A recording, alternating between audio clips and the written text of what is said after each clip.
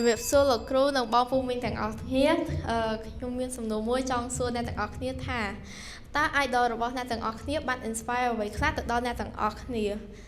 សម្រាប់ខ្ញុំ idol ដែល inspire ខ្ញុំគឺ Malala Yousafzai Malala Yousafzai គឺជាវីរនារីម្នាក់នៅប្រទេសប៉ាគីស្ថានហើយទៅទាមទារយុត្តិធម៌និងវិស័យអប់រំជូនទៅដល់ក្មេងស្រីនៅប្រទេសប៉ាគីស្ថានផងដែរ3មេរៀនដែលខ្ញុំបានរៀនពីនាងនោះគឺមេរៀនទី1គឺភាពតស៊ូនៅក្នុងជីវិតភាពតស៊ូជីវិតរបស់នាងមានភាពលំបាកណាស់ពេលនាងរស់នៅភូមិតូចមួយនៅប្រទេសប៉ាគីស្ថានហើយតរថ្ងៃមួយហ្នឹងពួកថាលីបានក៏បានចូលមកនៅប្រទេសភូមិរបស់នាងហើយហាមមិនអោយស្ត្រីឬក៏នារីនៅទទួលបានការរៀនសូត្រឬក៏បានការអប់រំទេហើយពេលថ្ងៃនោះមកក៏ម៉ាឡាឡាក៏បានសម្រេចចិត្តទៅប្រាប់ពិភពលោកឲ្យបានដឹងថានាងកំពុងតែជួបបញ្ហាឬក៏នៅស្ថិតនៅក្នុងស្ថានភាពណាមួយហើយ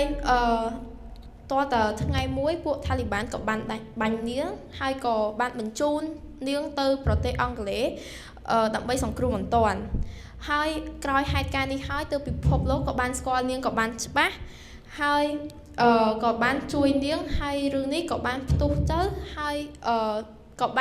នាងក៏បានជួយនារីនៅក្នុងស្រុកនាងទទួលបានការរៀនសូត្រផងដែរមេរៀនទី2គឺចំណេះដឹងគឺសំខាន់សម្រាប់ជីវិត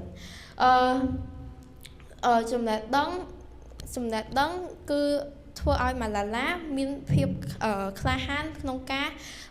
ទាមទារយុត្តិធម៌មួយសម្រាប់នារីនិងស្ត្រីនៅក្នុងភូមិរបស់នាងមេរៀនទី3គឺភាពក្លាហានឬហៅថា bravery ឬភាពក្លាហានគឺនាងគឺស្ថិតនៅកន្លែងដាច់ស្រយាលមួយហើយនៅភូមិរបស់នាងប៉ុន្តែនាងក៏មានភាពក្លាហានក្នុងការប្រាប់ពិភពលោកឬក៏ឈរនៅលើឆាកអន្តរជាតិមួយដែលធ្វើឲ្យគេបានស្គាល់ពីរឿងរ៉ាវឬក៏នាងបានច្បាស់លាស់អញ្ចឹងសង្ខេបមកមេរៀន3មេរៀនដែលខ្ញុំបានរៀនពី idol របស់ខ្ញុំឬក៏ម៉ាឡាឡានោះគឺមេរៀនទី1គឺភាពតស៊ូនៅក្នុងជីវិតមេរៀនទី2ចំណេះដឹងគឺសំខាន់សម្រាប់ជីវិតទី3គឺភាពក្លាហានឬ bravery